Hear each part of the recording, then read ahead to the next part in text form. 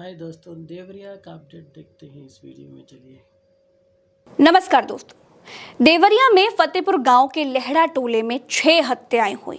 एक परिवार दुबे था, दूसरा यादव। अगर ये घटना उत्तर प्रदेश में ना हुई होती तो इसे यादवों और ब्राह्मणों की लड़ाई नहीं बताया जाता, लेकिन यहाँ एक पक्ष को ब्राह्मण वोट चाहिए और दूसरे पक्ष को यादव वोट, इसीलिए अपने अपने पक्ष का खुला पक्षपात चल रहा है। जिस पक्ष के हाथ में सत्ता है वो बुलडोजर से डरा रहा है और सरकारी निकम्मेपन और अधिकारियों की नपुंसकता को बुलडोजर की आड़ में छिपा रहा है। नकारे अधिकारी बीजेपी सरकार का मिजाज समझते हैं, इसलिए प्रेम यादव का घर नाप डाला, अवैध बता डाला। अगर देवरिया में प्रेम यादव के घर पर बुलडोजर चलता है तो खुला पक्षपात होगा, क्योंकि अपनों की जाने दोनों तरफ के लोगों की गई है। किसी ने पहले वार किया, किसी ने निंदनीय नरसंहार किया। दोस्तों, देवरिया कांड में बहुत तरह की कहानियां चल रही हैं। हर पक्ष अपने हिसाब से कहानी को अपनी तरफ झुका रहा है, लेकिन आज आपको सच जानना चाहिए कि उस दिन एक्चुअली में हुआ क्या था। प्रेम यादव सत्यप्रकाश दुबे के घर आखिर क्यों गए थे? किस बात की सुलह करने के लिए गए थे? सागौन के पेड़ कटने की सूचना फोन करके प्रेम यादव को किसने दी? और ट्रैक्टर का लोन चुकाने में प्रेम यादव सत्यप्रकाश दुबे की मदद क्यों करने गए थे? दोस्तों, सच मैं आपको बताऊंगी। दोस्तों, आपको जमीन के विवाद के बारे में तो मालूम ही है कि दुबे परिवार के एक भाई के हिस्से की जमीन प्रेम यादव ने खरीदी थी, लेकिन उस पर कब्जा को लेकर के दुबे परिवार के दूसरे भाई सत्यप्रकाश दुबे से कुछ मनमुटाव चल रहा था।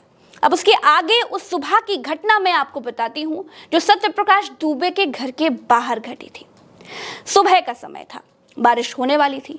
हुआ ये कि प्रेम यादव सत्यप्रकाश दुबे के घर के बाहर अपनी बाइक को स्टैंड पर खड़ी करते हुए कहते हैं कि पंडित जी, मुकदमा लड़ने से कोई फायदा नहीं है। मुकदमा कई पीढ़ियों तक चलता रहता है। आपको रुपए की जरूरत है, हम रुपए दे देंगे, आप कर्जा चुका दीजिए। पंडित जी, मेरी मानिए, सुलह कर लीजिए। प्रेम यादव सत्यप्रकाश दुबे के घर के बाहर थे। जमीन के मामले में दुबे परिवार बहुत गुस्सा था।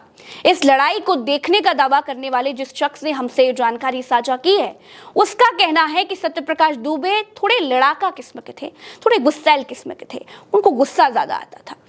अच्छा, तो प्रेम यादव ट्रैक्टर के लोन की बात कह ही रहे थे कि सत्यप्रकाश ने प्रेम यादव को एक जोरदार झापड़ मार दिया। झापड़ लगते ही प्रेम यादव और सत्यप्रकाश के बीच हाथापाई शुरू हो गई।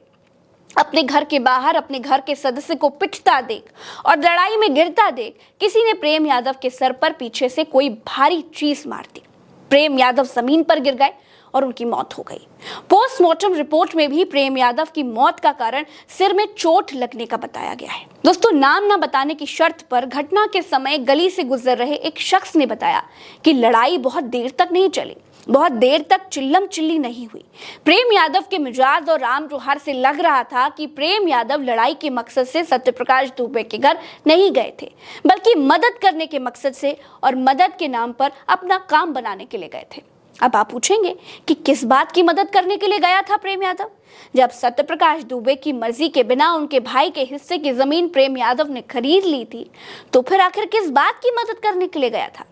तो दोस्तों, इसे समझने के लिए आप इस तस्वीर को जरा देखिए। इन पुलिस वालों के पीछे खड़े हुए इस ट्रैक्टर को देखिए। जी हाँ, ये वही ट्रैक्टर है जिसके बहाने प्रेम यादव सत्यप्रकाश दुबे के सामने मदद का प्रस्ताव लेकर के ले गए थे। हुआ ये था कि सत्यप्रकाश ने लोन पर एक ट्रैक्टर लिया था। लोन की किश्त सत्यप्रकाश दे नहीं पा रहे थे, जिसकी वजह से तहसील से आरसी कट चुकी थी। कुछ दिन पहले पंचायत भवन पर इसकी नोटिस भी लगे थे। नोटिस की जानकारी प्रेम यादव को हो चुकी थी। प्रेम यादव ने सोचा कि यही सही समय है सत्यप्रकाश के सामने समझौते का ऑफर रखने का। प्रेम यादव ने सोचा कि सत्यप्रकाश को पैसों की जरूरत है और सत्यप्रकाश को अगर जरूरत के समय कुछ पैसे दे दिए जाएं, तो सत्यप्रकाश भाई की जमीन पर जो अड़ंगा लगाए हुए हैं वो अड़ंगा हटा सकते हैं। सत्यप्रकाश दुबे का लोन चुक जाएगा और हमको हमारी जमीन मिल जाएगी। प्रेम यादव निकले तो थे अपने कटे हुए पेड़ों को देखने के लिए, लेकिन खेत से होकर वो पहुंच गए सत्यप्रकाश दुबे के घर। प्रेम यादव की हत्या सत्यप्रकाश दुबे के परिवार ने मिलकर कर दी। जब ये खबर लेहड़ा टोला से निकलकर गांव में फैली, तो प्रेम यादव के पक्ष के लोग बड़े ताव में आ गए और सत्यप्रकाश दुबे के घर पर निंदनीय, नृशंस और नाकाबिले बर्दाश्त हमला कर दिया और ऐसे हत्याकांड को अंजाम दे दिया जिसके लिए भगवान उनको कभी क्षमा नहीं करेगा। दोस्तों, एक गांव में 2 घरों के लोगों के बीच 9 बीघा जमीन की वजह से 20 मिनट में 6 लोगों की हत्याएं हो गई। जमीन वहीं धरी की धरी रह गई। जमीन के लिए लड़ने वाले प्रेम यादव और दुबे परिवार के 5 लोग दुनिया से चले गए। अगर सत्यप्रकाश दुबे ने थोड़ा सा धैर्य दिखाया होता तो यह अनहोनी होने से बच जाती। अगर प्रेम यादव के पक्ष के लोगों ने गुस्से पर काबू पाया होता, सिर पर बदले का भूत नहीं चढ़ा होता, तो सत्यप्रकाश दुबे का परिवार जीवित होता और राजनीतिक गिद्धों को यादव वर्सेस ब्राह्मण करने का मौका नहीं मिलता। जाने दोनों तरफ की गई हैं, लेकिन बड़ी होशियारी से नेता अपने सजातीय लोगों के लिए पक्षपात करने में लगे हुए हैं। सत्यप्रकाश दुबे के 6 बच्चे थे, 3 बेटियां और 3 बेटे। परिवार में 2 बेटे और 1 बेटी जीवित बचे हैं। बाकी 5 लोगों की बेरहमी से हत्या कर दी गई। दूसरी तरफ प्रेम यादव के परिवार में अर्चना, अलका और अंशिका नाम की 3 बेटियां हैं और 1 बेटा भी है। प्रेम यादव के भाई रामजी यादव की पत्नी किरण यादव हैं और उनके 2 बच्चे हैं। सत्यप्रकाश दुबे के घर पर नरसंहार करने के आरोप में प्रेम यादव के परिवार के सभी 5 पुरुष जेल में हैं। प्रेम यादव की पत्नी कहती हैं कि सत्यप्रकाश दुबे के परिवार के साथ जो उनके लोगों ने किया वो अक्षम्य है, लेकिन सत्यप्रकाश दुबे के परिवार ने मेरे पति के साथ जो किया उसकी भी माफी इस दुनिया में नहीं है। अगर आपको इसके पीछे की कहानी शुरू से जाननी है दोस्तों, तो ये आपको जानना पड़ेगा कि कैसे सत्यप्रकाश दुबे के छोटे भाई ने जमीन बेची, कैसे सत्यप्रकाश का भाई उनसे अलग होकर प्रेम यादव के पास रहता था, कब अपनी जमीन प्रेम यादव के नाम कर दी और कैसे सत्यप्रकाश ने कोर्ट केस किया। ट्रैक्टर वाली कहानी कैसे जुड़ी, तो शुरू की कहानी भी आपको सुननी चाहिए। दोस्तों, देवरिया के फतेहपुर गांव में कुल 14 पुरवा हैं, उसी में से एक लेहड़ा है। इसे फतेहपुर लेहड़ा भी कहते हैं। यही सत्यप्रकाश दुबे का घर है। सत्यप्रकाश कुल 3 भाई थे। बड़े भाई ओम प्रकाश दुबे की पहले ही मौत हो चुकी थी और छोटा भाई ज्ञान प्रकाश उर्फ साधु सत्यप्रकाश के ही साथ रहते थे। सत्यप्रकाश दुबे और ज्ञान प्रकाश दुबे दोनों भाइयों के बीच कई बार झगड़ा हुआ। साधु यानी ज्ञान प्रकाश ने तय किया कि वो अब इस घर पर नहीं रहेगा। उसने जमीन का बंटवारा करवाया और घर छोड़ दिया। साधु के हिस्से करीब 9.5 बीघा जमीन आई। वो कहीं गया नहीं, बल्कि गांव में ही प्रधान परिवार और बाद में जिला पंचायत सदस्य बने प्रेम यादव के घर पर रहने लगा। न सत्यप्रकाश ने साधु को वापस लाने की कोशिश की और ना ही साधु वापस आए। साधु प्रेम यादव के घर पर रहने लगे।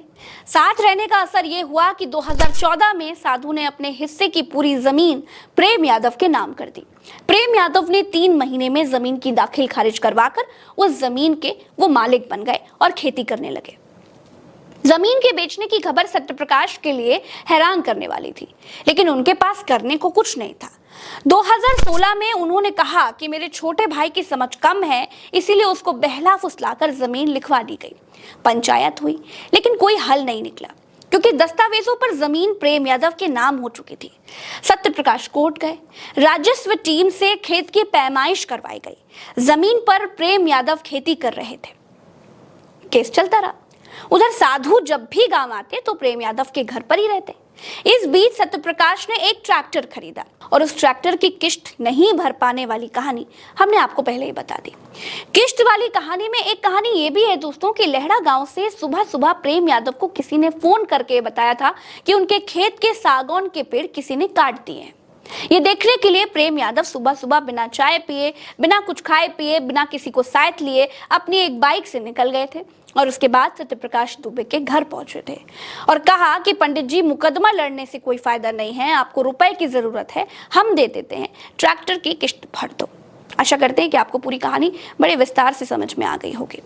चलते हैं, नमस्कार। बेबाक अंदाज से ये होती है, इनके सारे वीडियोस में देखते हैं। आप भी देखिए, थोड़ा अपडेट आपको मिलता रहेगा इनके बारे में, दूसरों के बारे में।